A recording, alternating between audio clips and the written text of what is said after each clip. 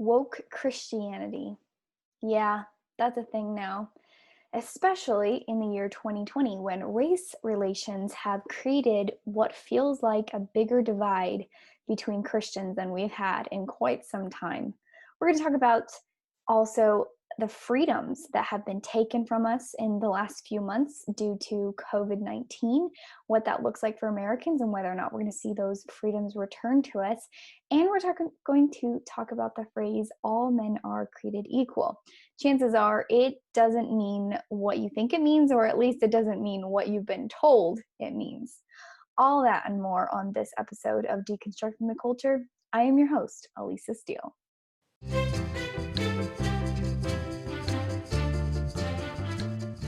Thanks for joining me today, podcast family, on this episode of Deconstructing the Culture.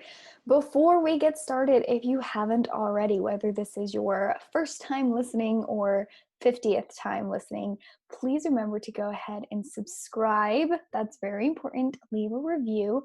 Also, if you don't already know, we're on multiple platforms. I say we're like there's more than one of me. Sorry, I'm on multiple platforms. You can find me on iTunes, SoundCloud, Google Play, Music, which I know they're turning into a different platform at this point. Still working on getting on Spotify. For some reason, we're having issues with that, but go ahead and subscribe wherever you listen or watch if it's on YouTube. And speaking of YouTube, if you're watching, you're noticing the background and my setting here recording is yet again different. This month, I've been doing quite a bit more traveling than I have in quite some time, actually, just for fun. I'm spending a lot of time with family, just in preparation for baby coming and just soaking up this time while I can. As of tomorrow, baby Steele will be 31 weeks along, so we're getting very close to meeting her and due at the end of August. So we're just super excited, and just thank you, a special thank you, my goodness, to some of you in our podcast family who reached out to me and asked for the baby registry link. You have been overwhelmingly kind. I'm so touched, especially because we're basically strangers, but we feel like friends. I know it's crazy, but I feel like, especially with so many of you, I feel like we're just like best friends. We're best internet friends, if that makes sense. But quite a few of you have asked for the baby registry link and have purchased items and sent those to my husband and I. We're incredibly, incredibly touched. Can't tell you how much that means to us. So thank you for that. And we're going to go ahead and talk about some heavy material today. Now, if you're like me, you lean, I don't want to say libertarian because I don't like what libertarians really kind of stand for. And I don't agree with them on everything. So I like to say constitutional conservative, which means I believe in limited small government, and I believe governments are instituted among men, to plagiarize some language there. I believe that governments are truly only supposed to be around to protect my personal freedoms. They're not here to guarantee me a certain status in life or a certain comfortable living in life. They're not here to guarantee that my neighbor, keeps their yard the way that is visually appealing to me. I'm super against HOAs. Unfortunately, I live in a place right now with HOAs, and I just feel like it's awful, even though that's not really government. It just, yeah. Anyways, I digress. Don't even get me started about HOAs. A lot of you did reach out to me about how to fight your HOA on getting chickens in your backyard, and thus far it has not worked. So there are no chickens in my backyard. If you don't know what I'm talking about, you need to listen to past episodes. So let's talk about government overstepping. Now, obviously, I am always going to be alarmed when government oversteps its bounds. I've never been a fan of government acting and taking over and infringing upon personal liberties and freedoms in the name of safety, which is why I'm not a fan of the Patriot Act or, honestly, basically everything that's happened for COVID-19. Now, don't get me wrong, at the very beginning of this whole mess back in March, feels like a million years ago, I was all in favor of social distancing and mask wearing because we didn't know anything. We literally didn't know anything. The information we were being given was so alarming. Watching what China and Italy were going through was so alarming that yes, I stepped back and I was not immediately like, this is whatever. I did listen to that information, take it with a grain of salt, but also proceed forward with caution. With that said, I have always, from day one and am today, day whatever this is of coronavirus madness, not been in favor of the government mandating any of this. Let me explain. If you would like to wear a mask, if you would like to social distance, if you feel like quarantining is a good idea, all of those you should do. What I'm not in favor of and have never advocated for is the government coming in, whether it is state or local, and mandating what they have been mandating these last few months. And I believe that government, like any power entity, once it receives power and receives more authority, is very, very unlikely to release that power willingly. And that is what scares me. That is why I'm never in favor of willingly or unwillingly, just any kind of more power or access to our lives and letting the government tell us what we can and cannot do as a society is alarming to me, because government historically and powerful entities historically don't give back power easily, if at all. Some of the things that I'm seeing lately that are concerning to me, we've talked about on other episodes, the hair salon in Texas, the lady who was put in jail and fined heavily for opening up her salon because her beauticians needed to put food on the table for their children. They need to have a livelihood. Well, in Massachusetts, there's another alarming situation going on where the gym decided to defy the lockdown. From what I understand, down here, that gyms in Massachusetts will be allowed to open under phase 3 of coronavirus lockdown plan in Massachusetts, but they're currently in phase 2. Well, apparently, according to local reports, a defiant gym owner in Massachusetts responded to this whole madness by, saying, hey, enough is enough. He opened his gym, and the authorities in Massachusetts shut off his utilities after they, laden him with fines and threatened him that way. Then they shut off his utilities, and this gym owner, he's very defiant. He's just like, okay, fine. So then he goes ahead and orders generators and porta potties so he can keep his business open. He's fighting against this. He's saying, this is nonsense. This is my, I own this business. This is my operation. I'm not forcing anybody to come to my gym. If they choose to come, then that's their decision. Well, the name of this company is Prime Fitness and Nutrition. The owner is Dave Bolden, I think is how you say his last name. And he's already been hit with fines, like I said, upwards of $6,000 in fines over his defiance. A GoFundMe campaign has raised over $10,000 for his legal fees, which is good. It means that there's other like-minded individuals out there. But he says, I'm extremely frustrated by it all. He told this to WCV TV. I'm extremely frustrated by the governor. I'm honestly embarrassed for the state of Massachusetts. He said he originally agreed with the lockdown order, but then has since then he reopened, and his gym members have responded really positively. After the authorities shut off his water and power to the gym, the owner responded with more resistance. He told a local morning radio show that the gym was going to stay open anyways. He ordered the potties and generators, and then the owner put up a sign in front of his gym calling the command a bogus court order. Authorities then got even more aggressive, as if fines and cutting off his utilities and water wasn't bad enough. The authorities then, this is we're talking about local government. This is scary crap, guys. Think about if this was you and your livelihood was at stake and you were maybe the edge of your finances. All you need to do is get your business back and running, and not just you, but your employees. They need their jobs. They need to be able to feed their families. So you open your business, and guess what? Your clientele, they come. But then your government starts to shut you down, to intimidate you with fines. And by shutting down your utilities and your water, which you pay for, and then continuing, get this, next, the authorities responded by changing the locks on the business and posted a court order on the front of the gym. There's a video which you can look up if you look up the story, but you can see the members walking out of the gym as the locks are being changed on this video. A local reporter said that the members continued working out despite the order. The owner says, this is a people's choice to come here. This is a people's choice to come here. I'm not forcing anybody to walk through those doors. They're making their own choice to walk through those doors. And as an American, it's a free country. It just, this is alarming, and this is one of quite a few incidences. And yes, we're seeing maybe fewer of them because our country is starting to open up again. But isn't this scary? Isn't this scary that we're seeing these incidences at all? We're seeing government determining when and how you can open, and if you can open your business and have a livelihood based on information that, quite frankly, isn't 100% um, supporting the extreme measures that are being taken right now. The more information we get, the more we realize that at least by 25% that the death rate of coronavirus is potentially being extremely exaggerated. Deaths are being attributed to coronavirus when a patient clearly dies of something else, whether it's suicide in a case in Texas, I believe, or other underlying conditions when people are dying of clearly of other causes. But if they have COVID, it's been called a COVID death.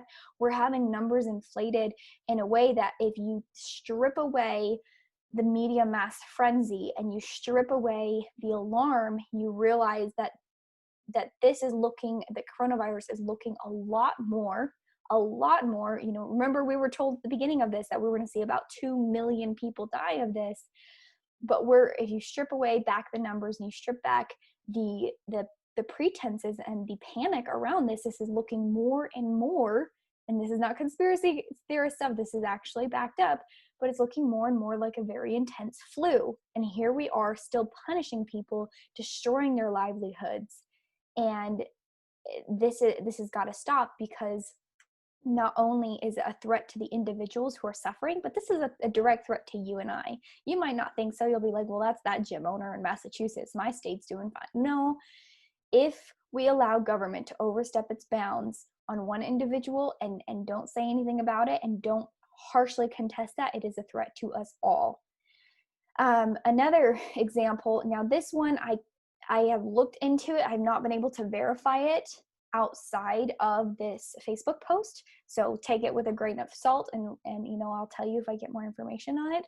But according to a lawyer named Christopher Arsh in LA, this is according to his Facebook. Like I said, I haven't been able to confirm outside of his post, so take it with a grain of salt. But according to this gentleman, he says, today in dependency court madness, LA County Deputy of Children and Family Services, DCFS, recommended that the court remove my client's child from their physical custody after the parent tested positive for COVID-19. This is a non-offending parent. The judge ruled in favor of DCFS and detained. Okay, just to clarify, our federal government allowed the state government of California, the LA County Deputy of Children and Family Services, ruled in favor of removing someone's child from their custody, which is traumatic regardless of the circumstances, because the parent is sick. And they didn't say how sick, they didn't say any specifics about whether or not the parent is still able to care for their child. Well, according to this Christopher attorney gentleman, he says, let that sink in. DCFS is asking for children to be removed from their parents' custody due to COVID-19, despite the parent making the appropriate arrangements for the child.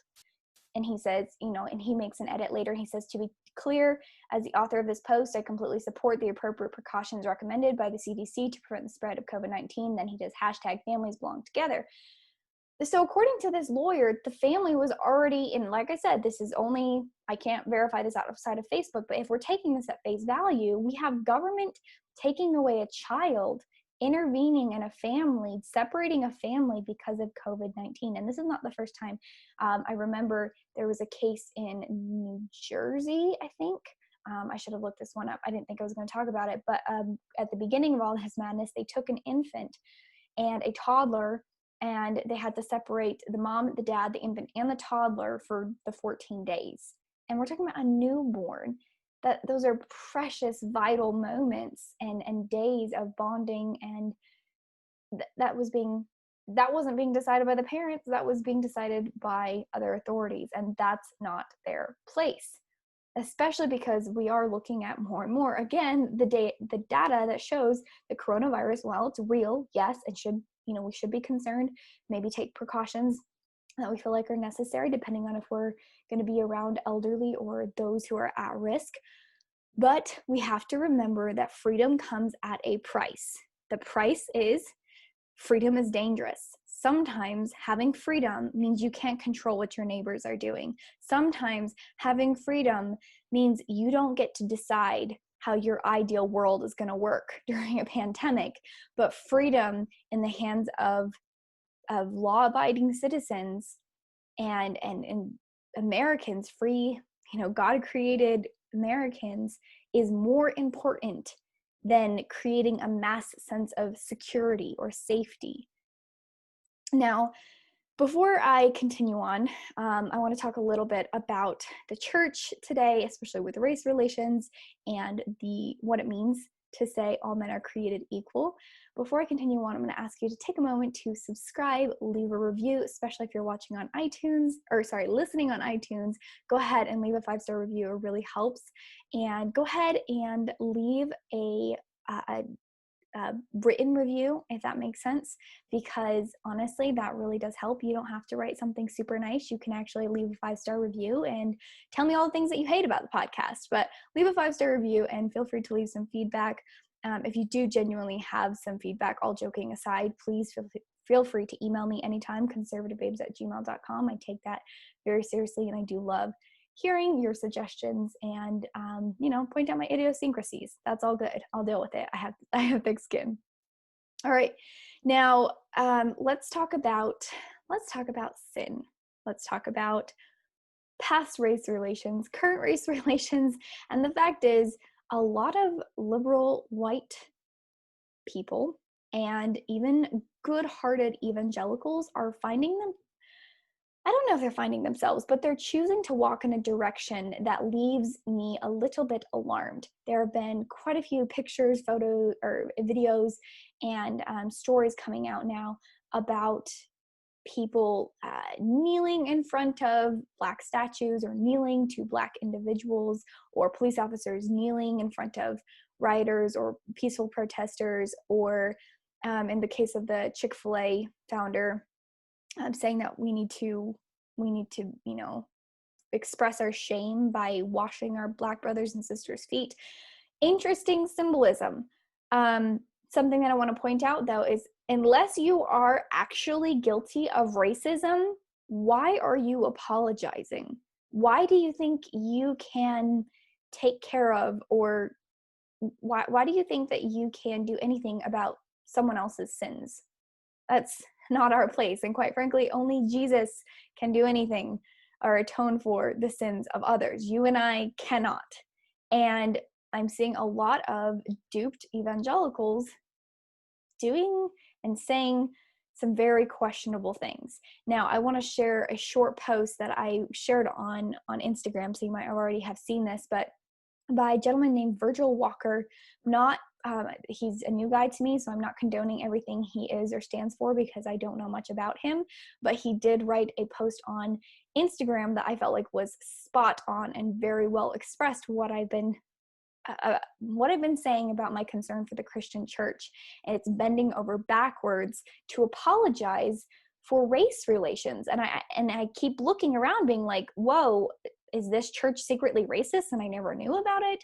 Are there a lot of racists in this church that we're apologizing for? Like, who is it we're apologizing to that we've hurt? And who are the individuals who have supposedly, been involved in this racist behavior? Because I'm not seeing it, and I don't think others are. We're like in mass apologizing for sins of the past or sins of a small minority of nasty people who maybe are racist, because racism does exist. I am not denying that racism doesn't exist in America. It does, but it is few and far between.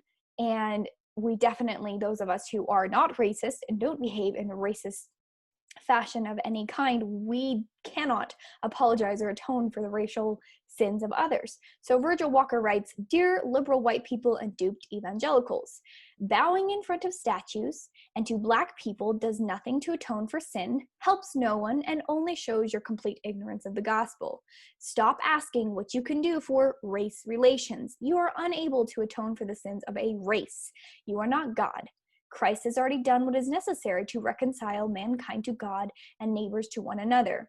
For those pastors claiming that the gospel is not enough, apart from the blasphemy of such a statement, you should run from them. They are adding to the gospel a work which will never adequately atone for your sins or your ancestors' sins. These false teachers are advocating a form of penance that will never end. Stop.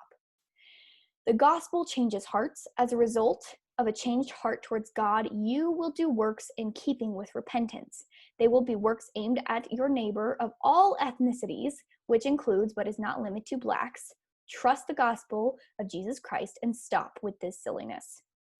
Again, this gentleman, Walker, he has very eloquently, in such a short fashion, expressed exactly what I've been saying about the Christian church today. And I think that we're going to see more and more. I feel like we've already been seeing a divide over the last few years between prosperity gospel and Christians who are not looking at, just prosperity gospel, just the good part, just the, God equals love, but also what does it mean to sin? What does repentance mean?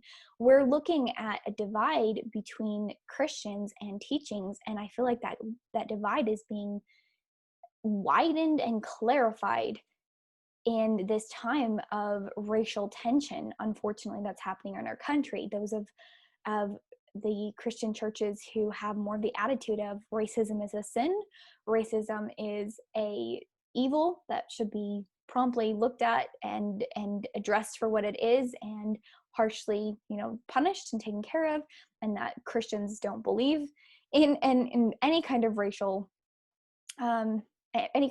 activity, simply because we're all made in God's image. We are all his, God's image bearers. And then those who are bending over backwards to say, hey, white people, if you're white, you need to apologize to your Black neighbors. You need to atone for sins that are not yours.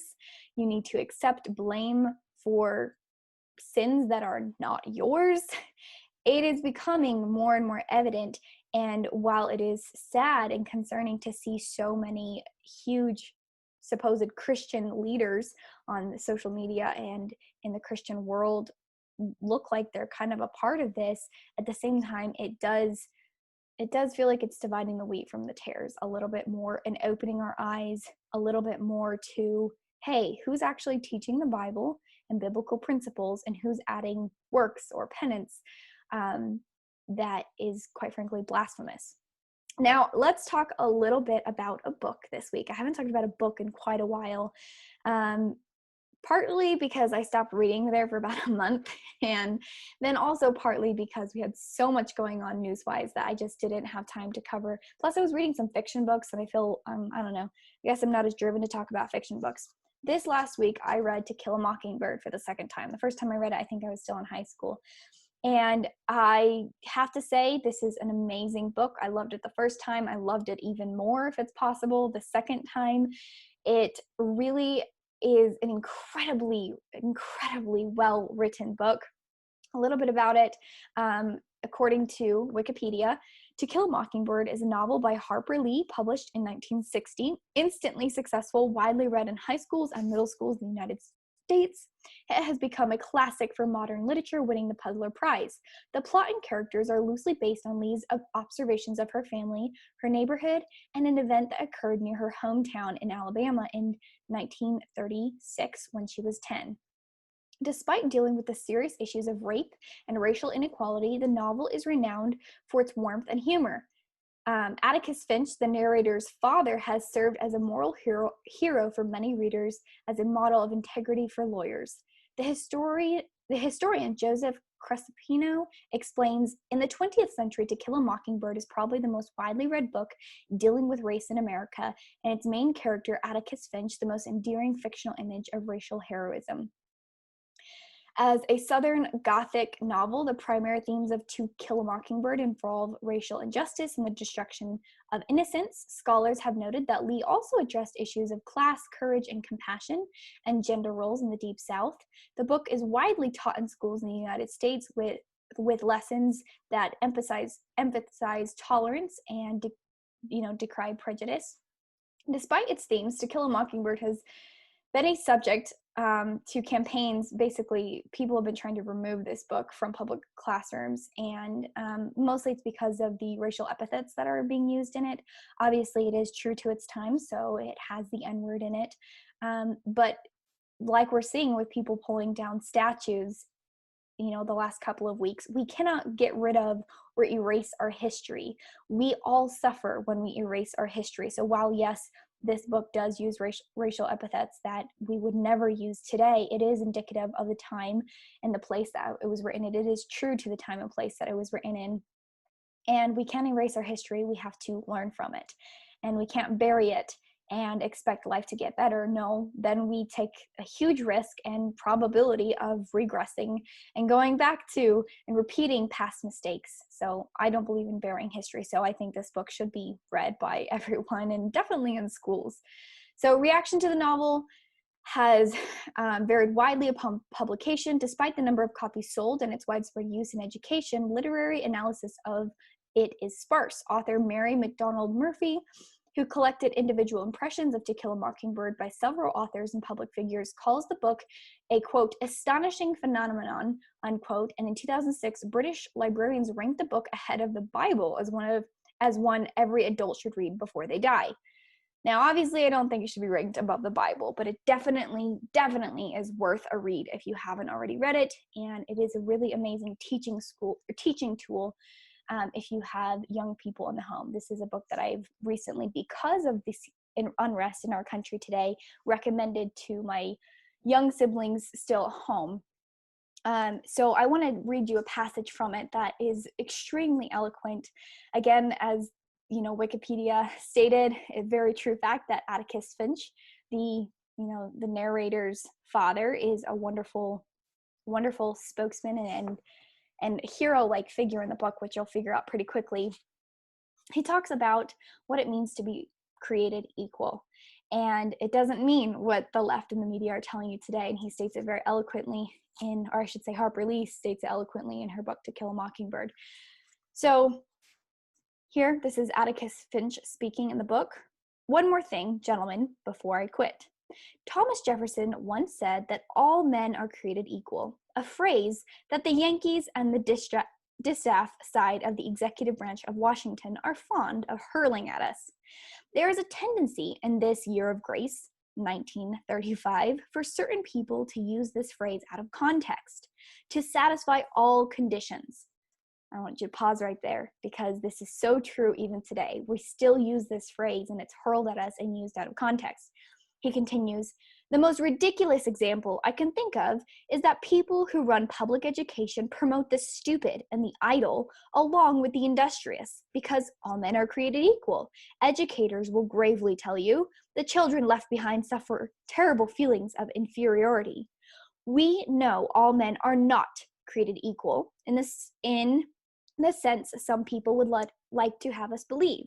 Some people are smarter than others. Some people have more opportunity because they're born with it. Some men make more money than others. Some ladies make better cakes than others. Some people are born gifted beyond the normal scope of most men. But there is one way in this country in which all men are created equal. There is one human institution that makes a pauper the equal of a Rockefeller, the stupid man the equal of an Einstein, and the ignorant man the equal of any college president. The institution, gentlemen, is court. It can be the Supreme Court of the United States, or the humblest JP in the land, or this honorable court which you serve. Our courts have their faults, as does any human institution, but in this country, our courts are great levelers, and in our courts, all men are created equal. Now,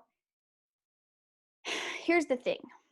Part of the reason why I bring this up is because, as Atticus Finch points out, all men are not created equal, as in we don't all come out with the same talents and opportunity and just sheer ability that others will.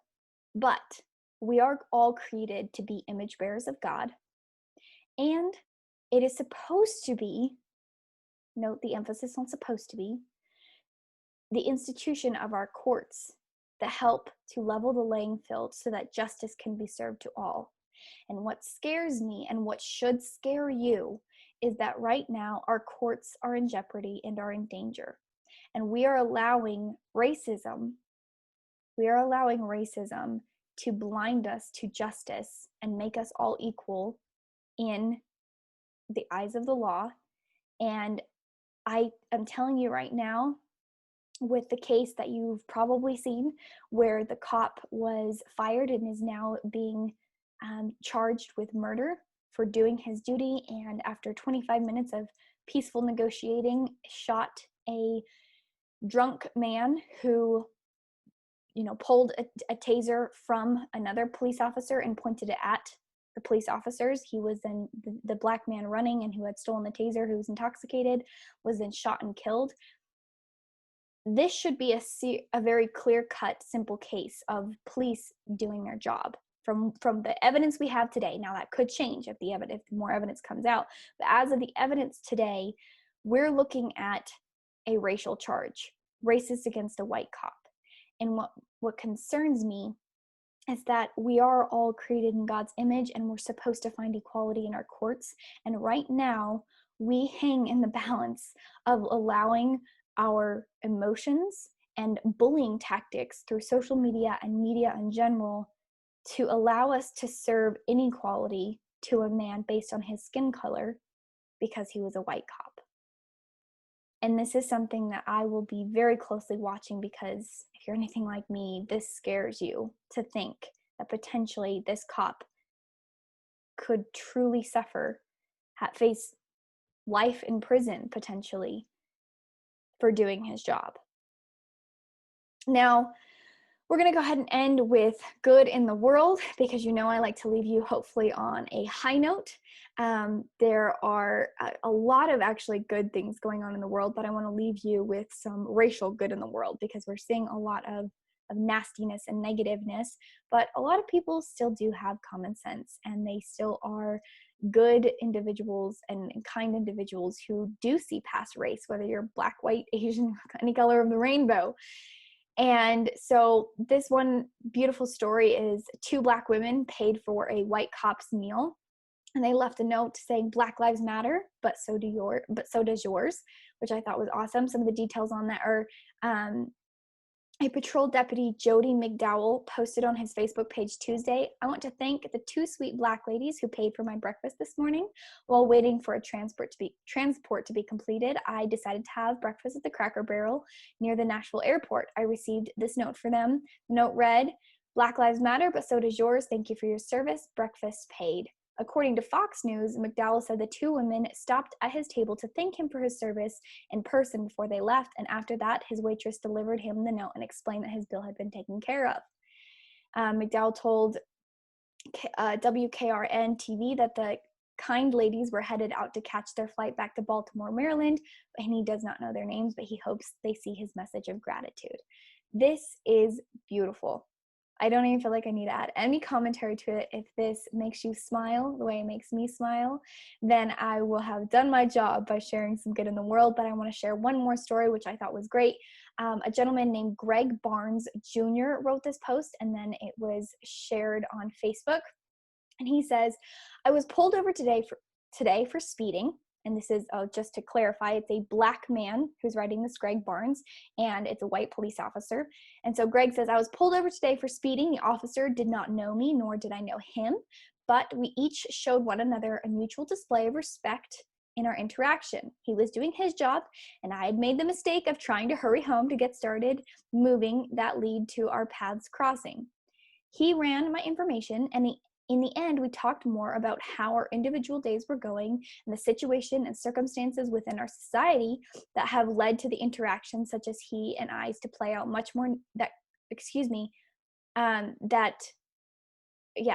much more negatively, even some even deadly than ours. We talked about the situation, it was just trickily written there. We talked about the situation that led him to pulling me over. In the end, we both thanked each other for our mutual displays of respect and agreed to take a selfie together to help tell our story." And he said, I can't stress enough that no demographic and or profession of people are all bad. Neither of us are the enemy. We can continue to fight against each other until we are literally black and blue, or we can show one another the respect we inherently deserve, not as a black man and blue police officer, but as humans, none greater, none less. Hashtag respect. Again, a beautiful story of people seeing past race. And that's all I think any of us really want. Whether you're part of the side that's saying that our world is systemically racist, or the part of our world that says no, actually our country isn't systemically racist.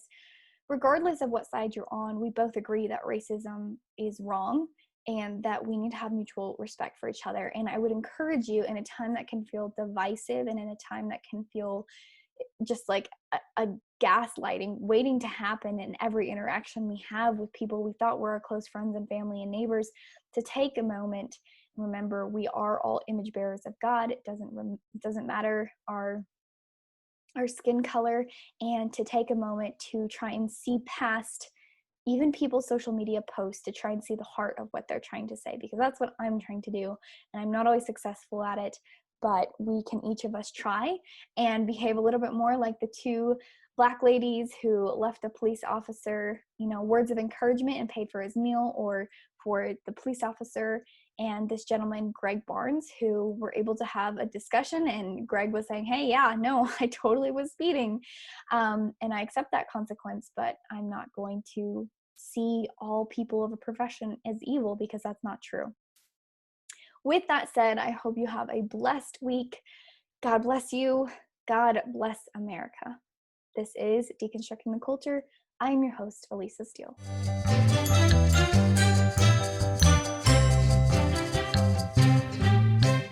Hey, conservative babes. Thanks so much for being part of the tribe. Seriously, I am so blown away, not just by you guys being amazing listeners, but you guys send so many things to me, both on Instagram and email, and you share things that you want to be discussed or covered on the podcast. Your feedback means a whole heck of a lot to me. And also, not only that, but I want you to know, kudos to you for making this podcast what it is, because it's grown 100% word of mouth, and that's because of you, my friend. So thank you so much for your continual recommendation of this podcast, sharing it with friends and family. And also, I just want to ask you, if you haven't already, what are you waiting for? Go ahead and subscribe on iTunes, SoundCloud, Google Play Music, wherever you listen, and leave a review. If you're watching on YouTube, then go ahead and hit the notification bell. Nowadays, you can do subscriptions all day long and subscribe to someone's channel. So subscribe, but it's also important you hit the notification bell. All right, guys, see you next week.